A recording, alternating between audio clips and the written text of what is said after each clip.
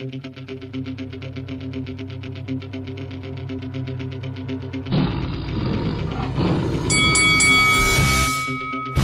this is Carl the Cobra Frutch, and you're watching Lights Out.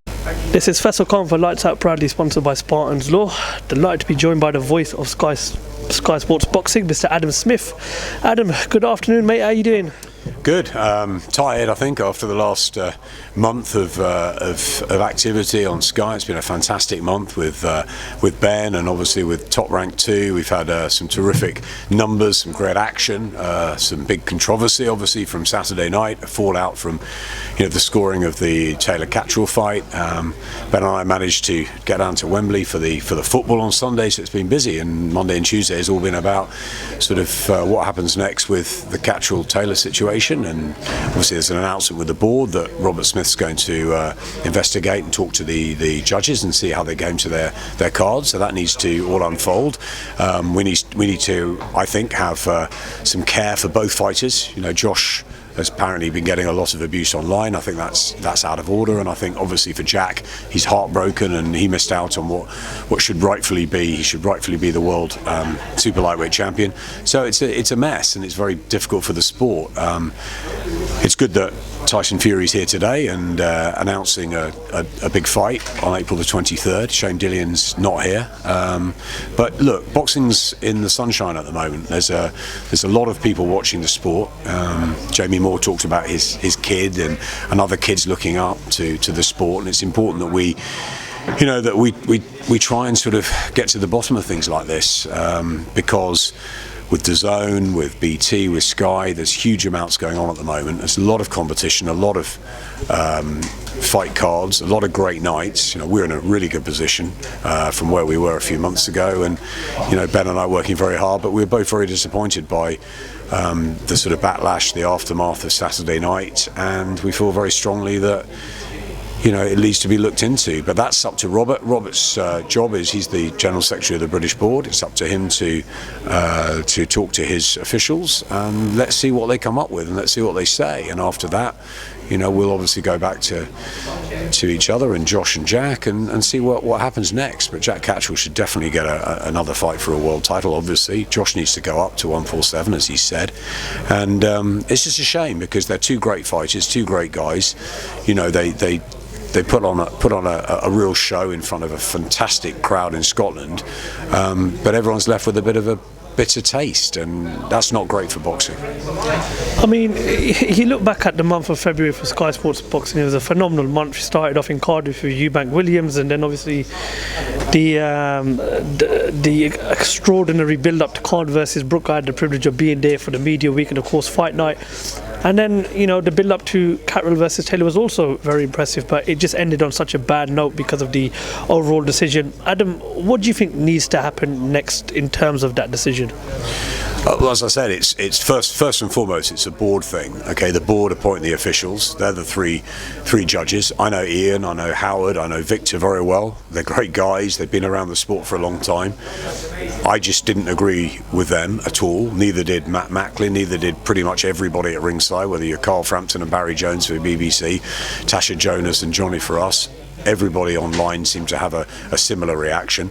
And okay, you can look at it and say, okay, it could be closer. Some rounds are subjective and messy, but I don't think anybody really, apart from maybe Josh and his team, can see that Jack Catterall didn't win that fight. So there has to be an inquest, and that inquest is happening in the board headquarters, I guess, over the next few days, and we'll wait to see the result of that, and then we'll think about what we can do as a Sky broadcaster. We don't judge fights. I always say when my experts are alongside me, the Matt Macklins, the Hannah Rankins, the Carl Frotches, whoever sits alongside and does their unofficial cards, we're unofficial. It's not their cards, it's not Matt's card that matters, it's the three officials. But there was such an outcry, and so many people have contacted me saying, it's so unsavoury in the sport, and why does this happen? And I just don't think it's a good look after what was a fantastic month and what's a great time for boxing with so much on all the channels. I think it's something that needs to be looked at, and Robert's doing that with his officials, and let's see what happens then. But after that, if nothing is done, then I think we have to talk again. And Ben's very very proactive in this. I thought he spoke excellently on Saturday night. He came straight out and said he's the promoter and this isn't good enough. He was embarrassed by it, he was angry by it, and Josh Taylor, I'm sure, is perplexed. I'm sure his family are not having a great time. I think that's terrible. Josh Taylor's a fantastic fighter. He just, on the night, it wasn't there for him. In our eyes, in his eyes, maybe different. Doesn't mean anything. He's just, he lost a fight in our eyes. That's all. He goes up to 147. Still one of the great fighters we've got in Britain and around the world, no question. I think Josh Taylor's an absolute phenomenon, and he's a great guy. Jack Catterall, you've got to feel for him. Jack Catterall did what he should have done. He came in, executed a game plan. He was a massive underdog. He did it in hostile territory. And in our opinion, he did it fantastically well. He should be a world champion. And I think it's really sad that he's not. And so there's a lot of people hurting this week. And I think we have to keep calm.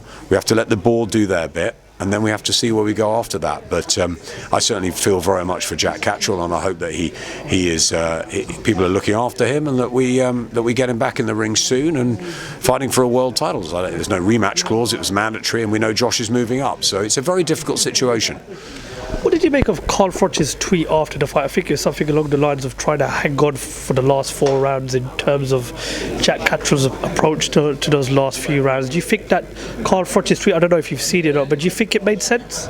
I heard about it, to be honest. I've seen so much over the last few days. Carl's a colleague of mine, a great friend of mine. He's got his own opinion, and he'll say it. I think he thought Jack won the fight. I think, if he's saying that he should have made sure in those last 4 rounds, well, ultimately he scored a knockdown in the 8th, and did Josh win every one of the rounds since then? There was certainly a point taken off as well.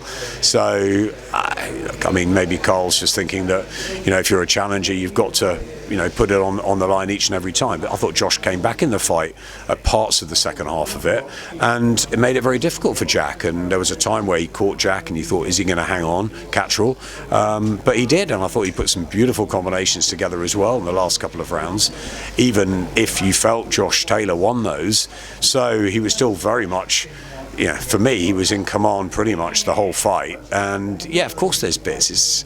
If that's Carl's opinion, that's Carl's opinion. I think, I look back and maybe he's talking about the De La Hoya Trinidad fight a little bit, where Oscar sort of took his foot off the gas for the last few rounds, and it's very difficult. Ultimately, scoring is subjective. People's views are subjective. And for 95% of people who thought Jack Catterall won the fight, you're going to get 5% probably that find a way that Josh Taylor wins it, because people are looking at different things. But I don't remember such an outcry from everyone at ringside, everyone around, and in the media room afterwards that scored it to Jack Catterall by 3-4, as I said, 3-4-5. People like Spencer Oliver, who've been around the game 20-25 years, Matt Macklin, I know Carl Moretti, who's part of Top Rank, the other side of the ring. There's people that I really respect in the business. And they all scored it for Catterall wide. Carl Frampton and Barry Jones were on the BBC commentary. They weren't listening to us. There's journalists around who don't listen to the commentary. They all thought it. So it's not as though you're swayed by what Matt and Hannah think. This is a general consensus that Jack Catterall should be the world champion and should have all the belts. And that's what's the sad thing, that this was his chance of a jackpot, as Josh Taylor said, undisputed champion, and he should have gone back to Chorley with those titles. And he didn't. So something's got to come of this. Well, fingers crossed the right thing gets done in the end, whatever that is. But hopefully the board looks into it and does make it is very sad, because the way I look at it, Jack Catterall's gone over to Josh Taylor's backyard. Yep. Nobody's given him a prayer of hope. He's put in that performance. He's put Josh Taylor down, which we all know is not the easiest thing to do, because first time ever, exactly. And then he's still not done enough in the judges' eyes to come away with the decision. Just want to get your thoughts on obviously a few things, just off topic regarding the numbers for the Hearn versus Brook show itself. How did you guys do in terms of pay-per-view buys, Adam? Yeah, well, we were north of 500,000. We were very pleased. It was great business, and it just adds to what a fantastic February it's been. Ben and Boxer and the great team he's got, and everyone at Sky have worked really, really hard to push this February to the casual audience as much as the trade audience. We hit 1 million for Eubank, we hit 900,000 for Taylor Catterall. These are unprecedented figures, and north of 500,000 for Khan Brooke, which is fantastic business when you're not in the heavyweight division. Everyone's saying, oh, Khan and Brooke were well down the line, both 35. I just felt, and a lot of the team felt, that this was a great narrative. It was a story that had to have an ending. And how good was it that we had a really fascinating fight, a great deal of respect afterwards, a wonderful performance from Kel, and a really, and a really sort of good feel after. So at the end of all of that, I think it was a big success. But then I think the whole of February was a success. I mean, it was terrific to have Josh Taylor back in Scotland, real homecoming, wonderful crowd again. As I said, fantastic eyeballs, great figures. It just was a shame that the controversy of the night sort of stole the thunder in many ways. But the great thing is that huge amounts of people are watching boxing on all the channels, and we're very happy on Sky. We've got plenty coming up. Ben and I are already sort of working on the next few shows, and also on the sort of fallout to Catterall and Taylor, because we can't let that just slip away, and we won't. I spoke to Eddie Hearn last week in the build-up to Lawrence Okoli's world title defence against Mikhail Cieslak. Everybody's going to have an opinion on the pay-per-view shows, and his opinion was that it wouldn't have been an undercard that he would have put on for a Khan versus Brook fight, and he claimed that he wasn't impressed with it at all. But he said good things about you, which I'm glad that he did, because I know you two had a good relationship when you were both working together. So yeah, just get your thoughts on what Eddie Hearn's thoughts on the Khan under Brook undercard. We had a fantastic relationship. We worked together, and as I've said many times, it was like a divorce for me. It was very difficult. Eddie and Frank were not just colleagues; they were friends, and and I obviously still work on the darts, and there's connections there. And I think Eddie's a terrific promoter, and Frank Smith is a fantastic guy in the whole of Matchroom, and many of them actually sort of reached out to wish us well for the Khan Brook night. So that was really nice to see, and we had a terrific relationship for 10 years. But as I've said, this is business. They went, and we've got a great new deal with Ben Shalom, who's a fantastic entrepreneurial young promoter with guts, with a lot of credibility now, having said things like he did at the weekend. And he wants to make boxing as best as he can. He's got loads of ideas. He's got a very passionate and powerful young team around him, and Sky we have as well, and we're working together to push the sport forward. Top Rank has been a fantastic relationship because we've got so many great fights that we've had, and another one this weekend, and I think that's going to keep going, and we've got two new relationships. But look, Eddie's entitled to his opinion, of course. Do I think the undercard was the best we could have put on for Khan Brook? Maybe not. I didn't think it was spectacular by any stretch of the imagination. I think it was a fantastic story with Tasha Jonas. We're expecting her opponent obviously to be more durable. She was 3 weight divisions up. We know that she'd gone the distance many times, but maybe you should think about, fantastic that Tasha Jonas took her out the way she did. Brad Ray again, that was meant to be a competitive fight, and he won very early. Fraser Clark's opponent was not good enough, not nearly good enough, and I'll say it as it is. It's like the Scottish heavyweight fight on Saturday night. They're two novices. Sometimes they get their opportunities, and we don't have a massive stable. We've got a select stable, and we've got to start building back, and that's what we're doing. Fraser, there was a lot of issues with the pandemic, the COVID problems, getting fighters here. It was good that we got someone in the end. Was he good enough? Of course he wasn't, but Fraser Clark wanted to fight. Adam Azim was terrific on the card. We had an English title fight. It didn't really sort of light fire like the one in Cardiff did a couple of weeks previously. So it was okay. The undercard, it wasn't. Eddie's probably right, it wasn't great. But ultimately, it was about the main event. It was about Khan and Brook, and people were just talking about that fight. And Eddie knows, and all promoters know, how difficult it is to get these main events, with the financial constraints and the financial demands of the fighters, and rightfully they should be paid a huge amount of money, and they're difficult to put on, whether it's on Sky Sports. It was brilliant. We got Eubank Williams on Sky Sports, and Taylor Catterall. Taylor Catterall, the undisputed title, first time ever 4 belts on our soil on Sky Sports, is brilliant, and that costs a lot of money to put these fights on. So sometimes maybe if the cards haven't been as good, that's up to Ben and I now to look at it and make sure that as we go forward, we've got March 26th, April 2nd, and many more ahead. We're going to make sure that the cards are as strong as we can have. We can't get it right every single time. I think we got it right with the night, with the event. Ben put Khan Brook on. He made it. He made something that the others, not Frank, not Eddie, no one had made. He got it. Okay. Was it the tail end of their careers? Yes. Were they whipped up into shape? And did do as well as they could have done. Kell Brook was fantastic. Everyone said it was one of his best ever performances. So let's give Ben credit, and we believed in that fight, and we will work to make sure that the cards are as good as we can make them in the future. Of course, we can't have all the fighters, we can't have all the best fights. We're trying, and we work very hard towards it. But yeah, I can see that. But maybe Eddie liked the fact that we got Khan Brook made and actually enjoyed the main fight. And it's a shame we didn't all those years ago. But Ben came in and did it, and I think people have got to respect him for that. Just talk a bit about Kell Brook. He was at the show last Saturday night. He said he's open to a rematch with Amir Khan. We all know that's a fight Chris Eubank Jr. is interested in. We all know Conor Ben would like to have that fight as well. Firstly, have you heard anything from Amir Khan since his loss to Kell Brook? Yeah, I've swapped messages with Amir, with Faisal. I think he's taking some time out, be with his family. That's the most important thing. I got the impression he probably would retire at the end of the night, but he has got a rematch clause if he wants it. So we're not here to tell fighters to retire. It's up to them. He'll have nothing more to prove to anyone. I think he's had a fantastic career. He's been thrill a minute, and it just wasn't there on the night. And maybe it is the time to go, but that's up to him. I'll support him in whatever he wants to do. We've known each other for a huge amount of time, and I've loved working with Amir, and he's been in some thrilling, exciting, thunderous fights, and we owe him a lot.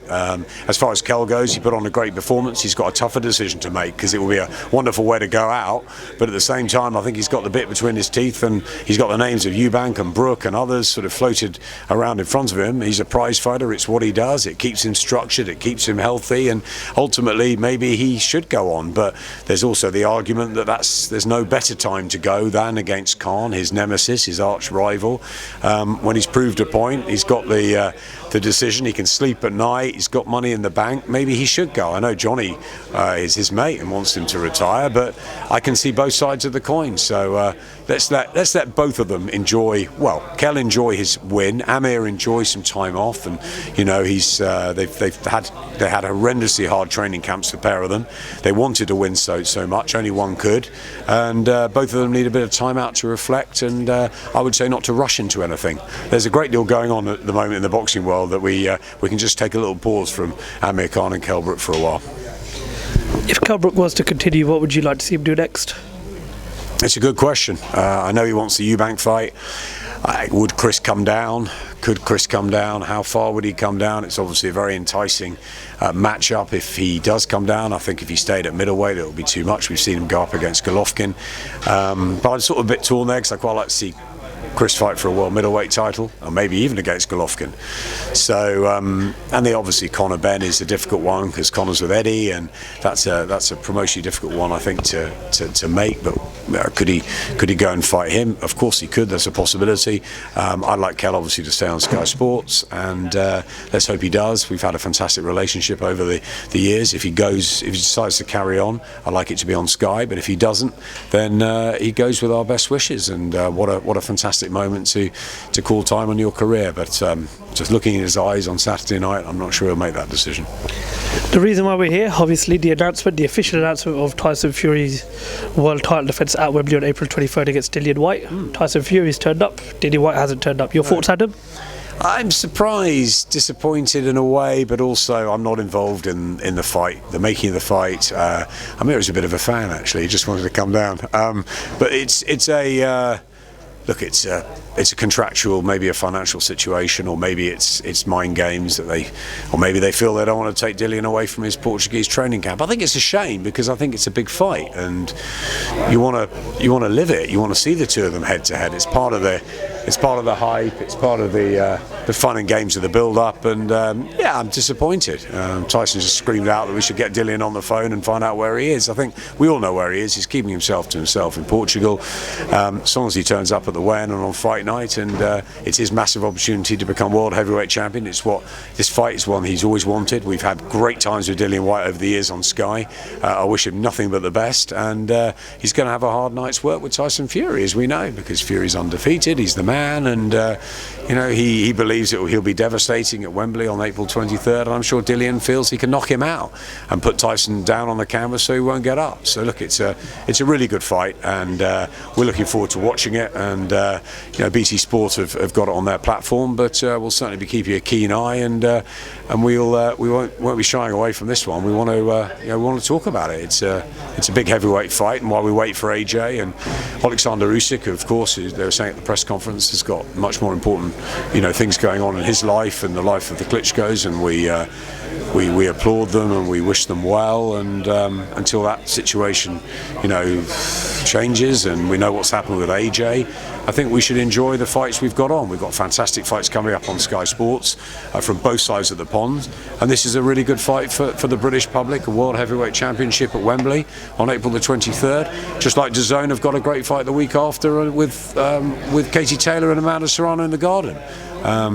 You know me, I don't like to be one to sort of have a go at other people and other people's fights. I think that we should enjoy fights, sort of whatever channels they're on, but at the same time our business is a Sky business, and we want to make sure Ben and we've gone a long way in a few months. The teams are knitted together brilliantly. We've given everybody a fantastic February. It's only the beginning.